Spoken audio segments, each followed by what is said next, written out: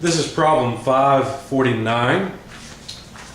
It is on page 226. A house that was heated by electric resistance heaters consumed 1,200 kilowatt hours of electric energy in a winter month. If this house were heated by a heat pump instead that has an average coefficient of performance of 2.4, determine how much money the homeowner would have saved that month. Assume a price of 8.5 cents per kilowatt hour for the electricity.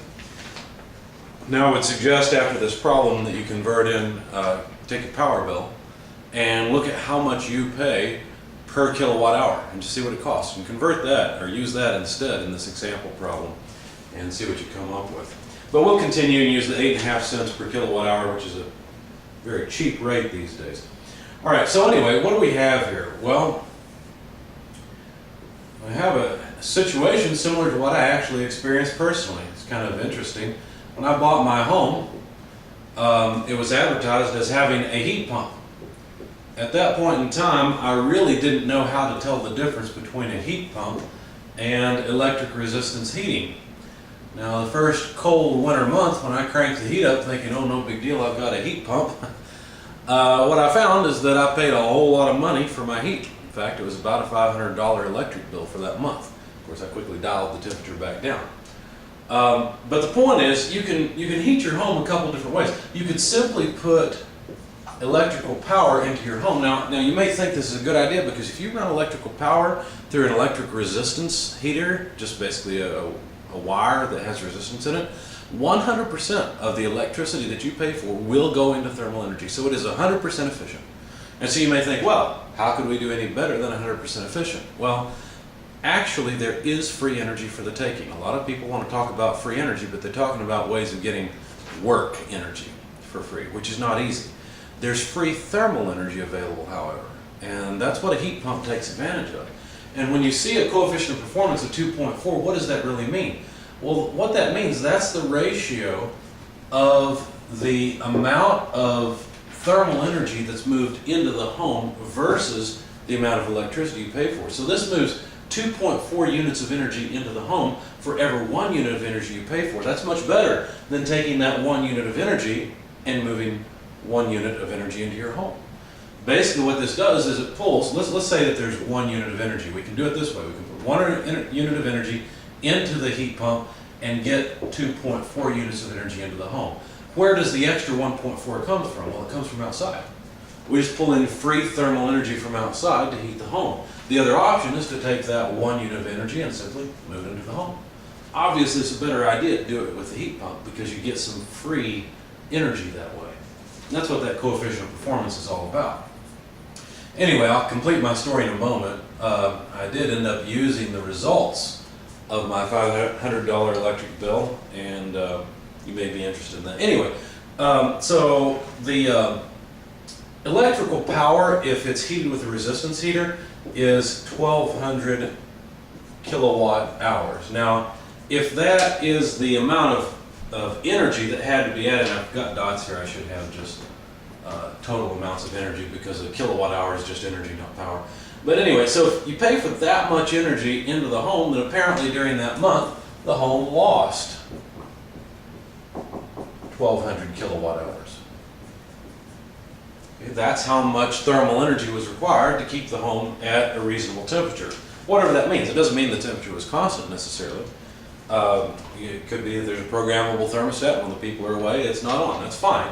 This is the loss because that's how much electricity was purchased. Now, let's see. The question is, how much money would we save if we were to use the heat pump instead of this method? So now we know the loss. What if we provide that heat by the heat pump? What would happen? How much would we have to pay for? Well, as I said, the coefficient of performance of the heat pump is simply QH over W. And so we can rearrange this to solve for the amount of work that would be required as QH over the coefficient of performance of the heat pump. And that's pretty straightforward because we know QH is just 1,200 kilowatt hours. And the coefficient of performance is 2.4. So working that out, basically this is 500 kilowatt hours. And I just noticed in my solution that I wrote out, I put dots above all these things, and that's wrong. These are units of energy, so I should not have dots here. I'll try to fix that and re-upload the PDFs. Anyway, so 500 instead of paying for 1,200 kilowatt hours, we can purchase only 500 instead and get the same heating effect. This is great. This is wonderful. Because the other energy comes from the outdoors. The difference between these two, the extra 700 kilowatt hours, is simply going to come from the outdoors for free. All we got to do is go get it. Okay? And that's what this heat pump does.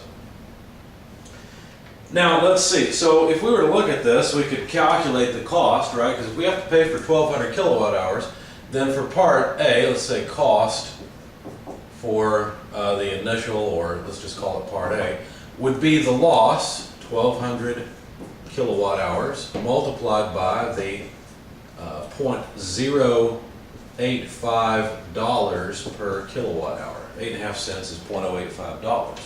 So the kilowatt hours go away. Performing the multiplication, you'll find that this costs $102. Okay, that was the cost for the electric resistance heater. On the other hand, for the heat pump, let's call that cost for part B. Well, there we only had to pay for 500 kilowatt hours. Still at the same rate of $0.085 per kilowatt hour. You find that that cost is $42.50. Now, I don't know about you, but I'd much rather pay $42.50 than $102. The difference between those two, the savings, is of course $59.50. And that's what they asked us to find. Now back to my story of my $500 electric bill. My electricity cost me about 10 cents per kilowatt hour at the time. And what I did is I assumed that since the main draw of electricity was probably the heating, the electric resistance heaters in my home, I decided that that must be a pretty good measure of Q loss, the rate at which I was losing heat from my home. And that allowed me then to size a heat pump that would work for my home. It's kind of interesting in this area of the country in southern Indiana, you do not want to oversize your air conditioner. And if you're going to buy a heat pump, the heat pump and air conditioner are in the same unit. It's just a reversing valve is the main difference, as well as defrosting circuitry. Anyway, you don't want to oversize it too much, because if you oversize it, see that the purpose of an air conditioner in our area of the country is twofold. It's to reduce the temperature of the air in the home, but also to remove significant amounts of water from the air, to remove humidity. And the reason you have to do that is so, you know, your goal is human comfort. And human comfort depends not only on temperature, but also on humidity. And so if I were to oversize the heat pump too much, then the air conditioner would be too big and I wouldn't have a home that was comfortable. There would be too high humidity in the summertime inside of the home. What I ended up doing, to finish off the story, is I bought a 2-stage heat pump that can run. It has a compressor. It's a Copeland Scroll compressor, which are good compressors, long-lasting, low noise, all that stuff. Anyway, I bought this compressor unit that could run at 2 different speeds. That way, during the winter time, when I needed a higher rate of heat transfer into the home, I could run the heat pump on full blast. And then in the summertime, when I needed air conditioning to run for a long time, so that the air in the house was pulled through the air conditioner and the water taken out of it, well, then I could run it at the low stage. And that was the solution. It's worked out fairly well so far. Also, the sizing measurement, that $500, I could simply look at my electric bill, see how many kilowatt hours I used, and that let me size my air conditioner and heat pump. It worked out fairly well.